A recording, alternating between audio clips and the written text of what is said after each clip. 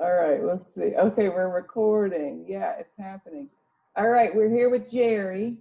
We each have our Blazers shirts on because the game with the Grizzlies That's that just. old school number 22, Clyde the Glide Drexler. That's right. Which But we're I hate taking. to say, but I am from Chicago, and the 1992 NBA Finals was. If there wasn't a guy named Michael Jordan, the Blazers would have won that year. But unfortunately, there is a guy named Michael Jordan. We all know what happened. Now, wasn't Jordan, what was it? Was he a draft pick? Like he could have gone to the Blazers except for. Yes, Sam Bowie. You drafted Sam Bowie Bowie. with I think it was the number 2 overall pick because the number 1 pick, and I think it was 84, was Hakeem the Dream Olajuwon to Houston. And then the Blazers were up with the number 2 pick. They got Sam Bowie, who ended up being a bust. I'm sorry for all the Portlanders that might watch this. But then the Bulls snagged Michael MJ Jordan at number 3. Did you watch the series about Jordan that was on? What was it I on? did. Yes. I actually just finished rewatching it last night. So I'll probably watch it a bunch more times. I'm torn because it's like he's such a competitor and such an athlete. You know, when you watch him train and like we've seen some workouts that Damien does, and you're just like, holy cow, it's so intense. But I'm also like, Jordan was also kind of a jerk. Yeah, the thing is, I mean, but he basically said in the documentary as well that like that's his thing. Basketball was his thing. And that's what he focused all his time and his energy on. He's the ultimate competitor and he's the ultimate person who lives in the moment, which is he's always present. Like Michael Jordan was always present, and it was really cool to bring all that to light in the documentary. Yep. Especially because I was so young in the 90s when the Bulls were on this reign. I watched all the games. I remember watching at my grandma's house. She would always, whenever Michael got the ball, she'd always like make this like it's like funny and it's gonna be embarrassing, but she'd be like, woo! She'd just be like, woo! Whenever he got the ball, she would just go nuts. Granny was a big Jordan fan. Granny was an MJ fan. That and figure skating. Oh my gosh, what a funny combo. Yeah. All right, so we could talk sports for an hour, but we got a limited amount of time because you got to get back to the game. Let's talk about you and how'd you get to Portland? Yeah, so been here about a year and a half now. Moved here last January, not like January that was 6 months or 7 months, 8 months ago now. I don't even know. Time for everybody right now is interesting. But yeah, so about a year and a half. My partner, she took a job with, speaking of MJ, with Nike, which is here in Portland. So it's just too good of an opportunity for her to pass up. I understood that. I loved my job. We were living in Milwaukee, Wisconsin. But again, too big of an opportunity for her to pass up. So we moved to Portland, and that's essentially how we ended up here. And then your thing that caught my eye was an article in the Willamette Week about your pizza operation. Yeah, so this is just something that's really funny, and I'll try to keep it short and sweet. But like I said, been here about a year and a half, and Portland has great pizza. But the thing is, it doesn't have any pizza that I grew up eating. And what I grew up eating was called, thin crust, Chicago thin crust, aka tavern style. So the history behind that, to keep it, in a nutshell, is way back. I mean, we're talking, 30s, 40s. Blue collar workers in Chicago go to a bar after work, and the bar owners or bartenders, they'd want you to have an extra beer or two. So they would give you pizza and they cut it in little squares. It's thin, crispy, square cut, and salty. So you'd have 1 or 2 more beers, but it also wouldn't fill you up. So you'd be able to go home and still eat with your family. And again, when you're at the bar hanging out, you could always have a slice and, a little square in one hand, and you could still have a beer in the other hand. So that's kind of the history of the style. And yeah, it doesn't exist in Portland. So quarantine happened. I knew I'd be working from home, wanted something to do. And then it just kind of hit me like, well, I'll just start messing around in the kitchen. I'll make a pizza. And then my partner, she posted it on Instagram, and then people were like, well, how do I get that? And then I made an Instagram post on Instagram, and then people were like, can I get that? So initially I started making them for just some friends, getting some feedback. Typically my Midwest friends, because they kind of grew up with a similar style. Everybody in the Midwest kind of does a square cut thin crust pie, but they kind of put their own spin. on it, but my friends are familiar with that. So I made a pizza. They kind of gave me some feedback, and then I just kept tweaking it to my likes, and I kept trying it and tweaking it and trying it and tweaking it. But it was funny because the first pizza I made, I was like, I tried it and I said, this isn't terrible. Like, it wasn't good, but it wasn't terrible, and I knew almost instantly what I needed to improve. And then I just got back in the kitchen, and one thing led to another, and now I got a 12 to 14 week wait list. But I don't sell these things. Yeah, so I just So give how them. did you tweak it? What did you do to improve the pizza? Well, just trying so many different things. Like I had an idea, and I worked at a pizzeria when I was in high school, but um, I just to my likes of what, like, I have a couple of my favorite pizzerias back in Chicago, and I kind of wanted to replicate, but also put my own spin on it and make it authentic to me. So one thing is I use my grandma's pasta sauce, but I tweaked it for pizza specifically. So there are a couple of things you don't do, like with the pasta sauce, you're going to simmer it for an hour. You don't want to simmer it because you're going to cook that. You're going to cook the pizza anyway, so you don't need it. You can take that step out. Um, I substituted something else. I'm not going to say because I don't want to give away anything, but I substituted something else for water. Instead of putting water in the pasta sauce recipe, I substituted something else. And then I took one ingredient away because I didn't think it added anything specifically for pizza. For pasta, yes. Pizza, no. But yeah, so, and then I just kind of tweaked with temperatures, and I'm doing this all with no equipment. I don't have any equipment or anything. So I just do this in a conventional oven, which is not ideal for making pizza, Right. and without any, official pizza making equipment, but it's been fun. It's been a really cool project. I'm still not, the feedback's been incredible I wish I could say that, like, I want people to give me, like, maybe not necessarily negative feedback, but I want people to give me something to work with so I can continue to improve this. But it seems as if everyone is convinced on my pizza except for myself at this point, because I think I can make it better. But the feedback's been incredible to this point, which is really cool to see because I never expected any of this or anything. And then you give them away, but then often people will give you money, like donate money. Yeah, And yeah. So again, it's not like I'm doing this out of my house, out of my kitchen. So this isn't like a real business or anything. But what I do is I'll take donations, and then I could definitely do a better job of, like, breaking down my costs. Um, I'm not the greatest with that, but I kind of, the other day I looked at, like, how much has been donated and how much have I donated, and then, like, a rough estimate of how much I've spent on raw ingredients. And we're probably it's pretty even. Like, I think I'm pretty much donating everything. So I'm not losing money. I may be losing a little bit, but at this point, I'm not worried about it. I'm just having a ball making pizzas for people, introducing a new style to Portlanders, but then giving some of my Midwest and Chicago friends that reside here in Portland a little bit of a taste of home. nice. And then where do you donate? What charities do you donate the money So to? I donate to Don't Shoot PDX here in Portland, and then back home in Chicago, there's a social justice org called My Block, My Hood, My City. So I donate to them as well each month. And then I don't know Kia Keys Loaded Kitchen. Like, we've actually met one time, but I kind of looked up her story. I randomly found her. I looked up her story. I thought it was the coolest thing in the world. She's a definite inspiration for everyone here in Portland. And she's been doing the last couple months. She's picked a few different weekends, and she's been doing Feeding Black Portland. And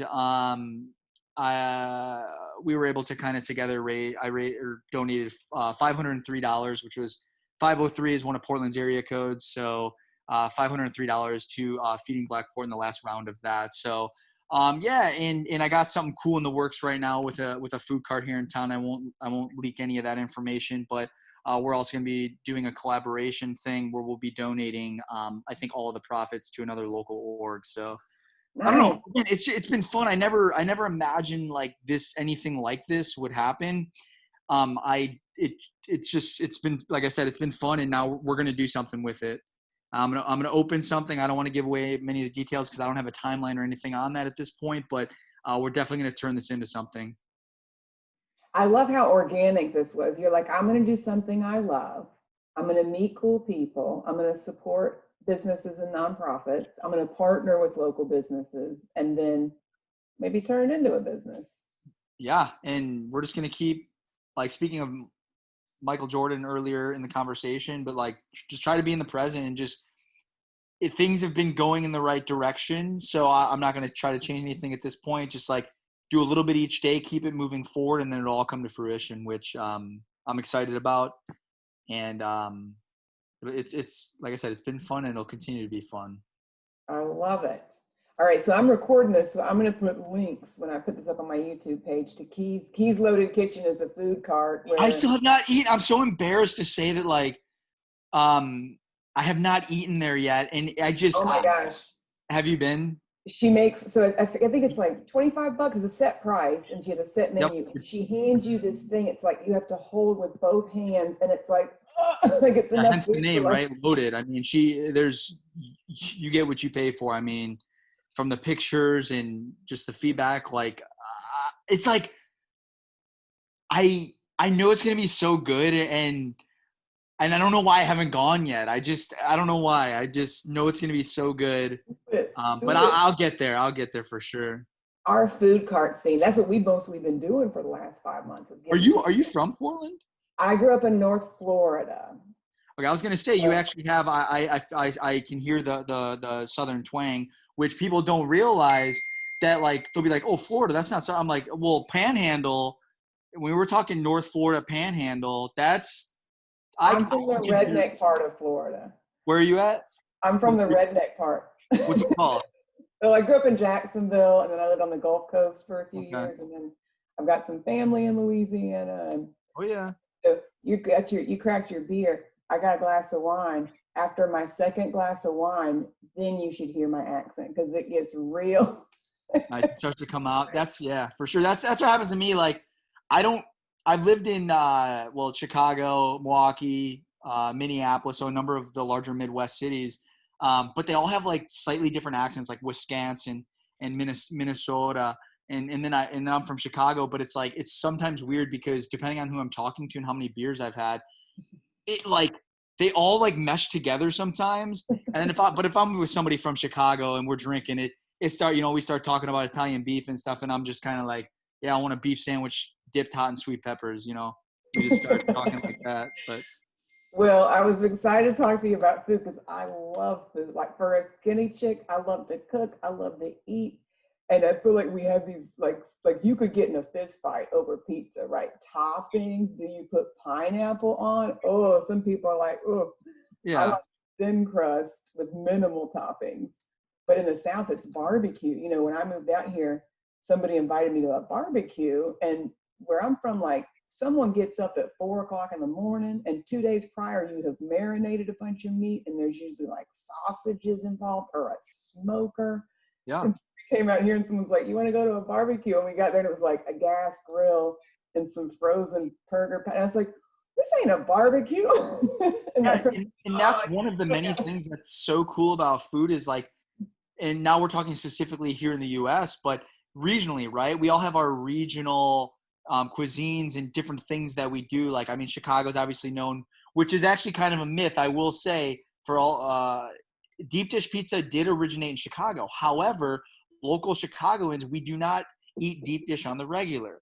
Deep dish is what we call special. That's what I thought. It's special occasion pizza. We eat deep dish when you have friends or family that are visiting from out of town and they want to have deep dish in Chicago. On a regular basis, we eat thin crust pizza, thin, crispy, square cut, tavern style pizza. So it's more like a bar snack, like peanuts. It is bar pizza. Exactly. That's exactly what it is. And that's, again, kind of going back to the history of it. But then, Wisconsin, living in Milwaukee, it's beer, cheese, and sausage. You go up to Minnesota and you have your hot dish. All the different cities and different places across the country have kind of their cuisines. I mean, Louisiana, you mentioned Louisiana, the Cajun food, like New Orleans is like, that's my Vegas. Like, people like Las Vegas. I'm not really into that scene. If people love Vegas, that's cool. That's your thing. But for me, like, I'll go to New Orleans because you could eat your way through New Orleans. You could spend a month there and eat a different restaurant each day and not get to everything delicious. Yeah, food is just, and another thing, and now I'm kind of going off on a tangent. I do this all the time, but another really cool thing about food is just the ability, like food and beverage. I'm telling you, that brings people together. Like that's just to sit down, share a meal, talk about it. That is like, I feel like that could fix like a lot of problems if you just Yes.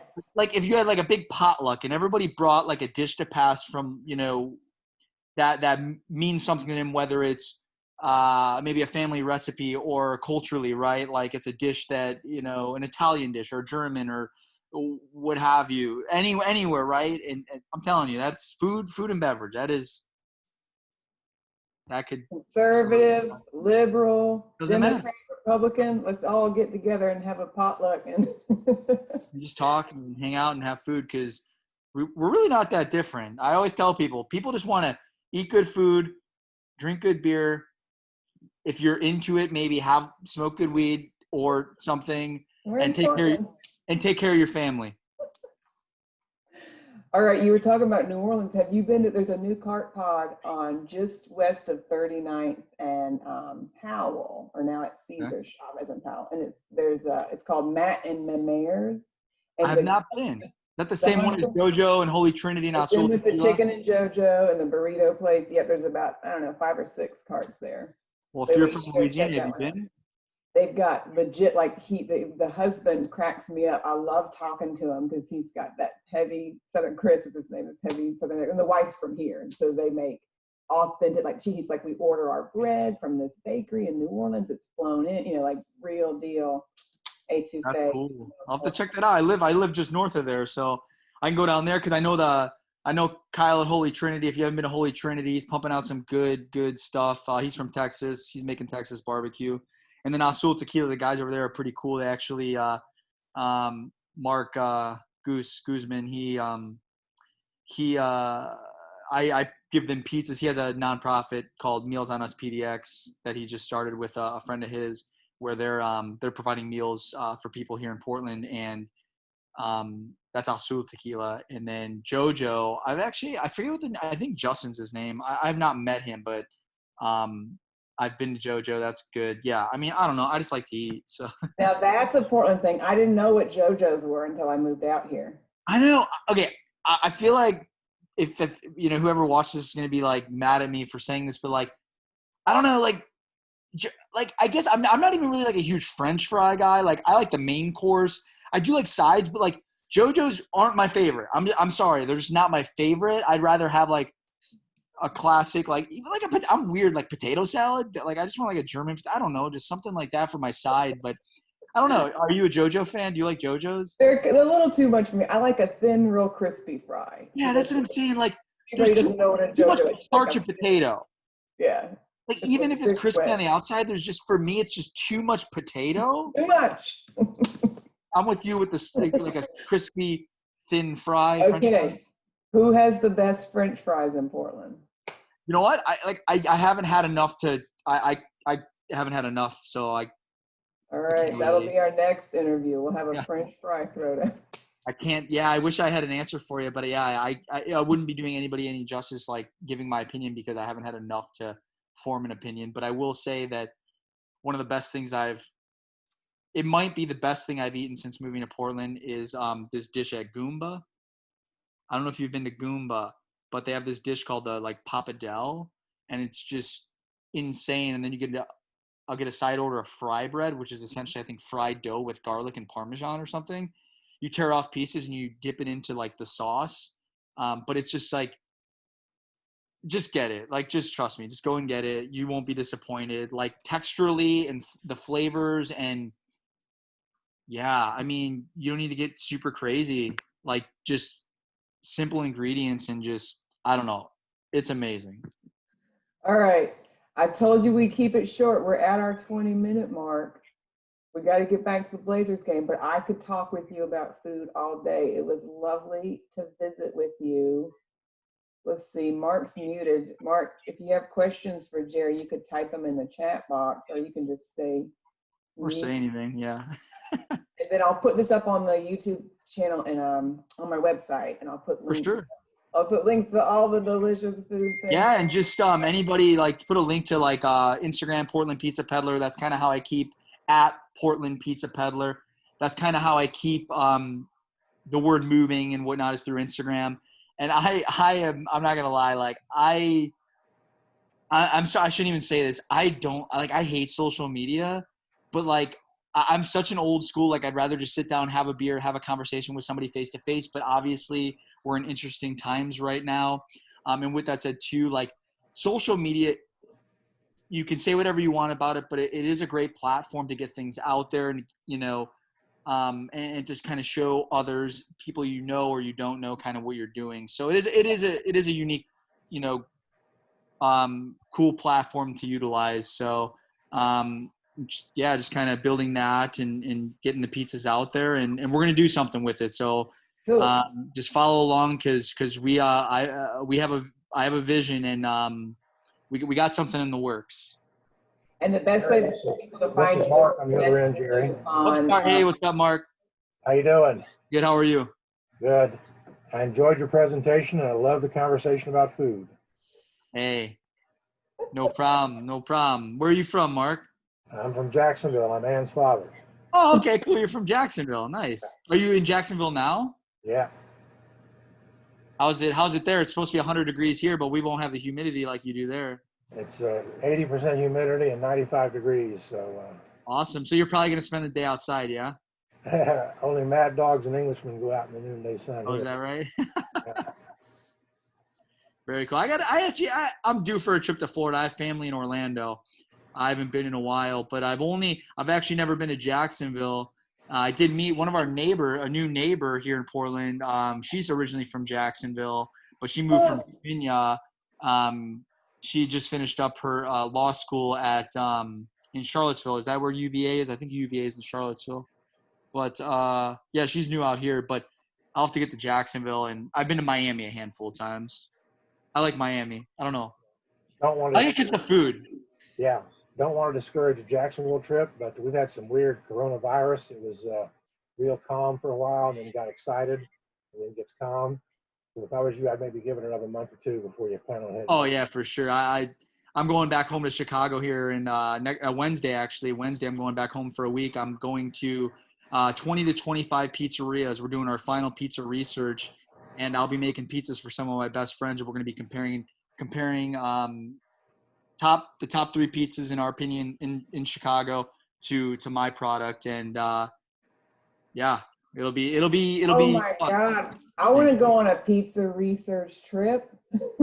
Yeah, I'm Sounds excited. awesome. It'll be nice to go back home, and yeah, because every time I go back, there's like things have changed, but obviously all the classics are still there. So if you ever make Chicago, and if you can only go to one pizzeria, make it Vito and Nick's, Southwest Side, 84th and Pulaski. Get a half pepperoni, half sausage, or you can go half pep, half sausage, and then get an Italian beef giardiniera pizza. All right. I'd be glad to do that, and I'd love to get a short conversation with you about the results of your pizza tasting test in Chicago. Most definitely. All right, Pops, you got to get on Instagram. I got to get my dad on Instagram. Yeah, get him on Instagram. He can follow along and ask away, ask all the questions. I mean, yeah. Okay, so what? I don't use technology. Okay. You're using it right now. You're doing a pretty good job, too. Yeah. We got him on Zoom. That's a huge success. Right? There you go. All right, so people should message you on Instagram if they want to get on your waiting list for a pie. Yeah, I know. I feel so bad. Like, but it's the only thing I can do right now in this kitchen, because I'm working full time. And then after I get, when I finish work, I start making pizzas. I can make 5 to 6 a day. That's all I can do is 5 to 6 a day. So this thing's grown. Huge. It's grown to we're at like I said, I'd estimate and say 14 weeks. So we're at 3.5 months, and I wish it didn't have to be like that. I wish, I didn't have to have a wait list. I kind of feel like, oh, I have a wait list, but I don't know what else to do at this point. There will be a day when there will have to be no wait list, and anyone and everyone can just come and get pizza. Well, I hate to say it this way, but I bet there's going to be some commercial kitchen space opening up soon with, with everything going on. So yeah, it's unfortunate, obviously, but hopefully we can do something. Maybe there'll be something will open up that you can just. Yeah, turn into a real deal commercial thing. for sure. All right, this has been a pleasure. Anytime you want to talk food, I'm happy to visit with you. Yeah, definitely. Just let me know. Taking time out of the game to chat. Definitely. And I'll see you on the Instagram. Sounds good. Thanks for having me, Anna. I appreciate it. I appreciate you taking the time to reach out to me and chat. And we'll talk soon. Cheers. And now that I live in Portland, go Blazers. Go Blazers. Cheers.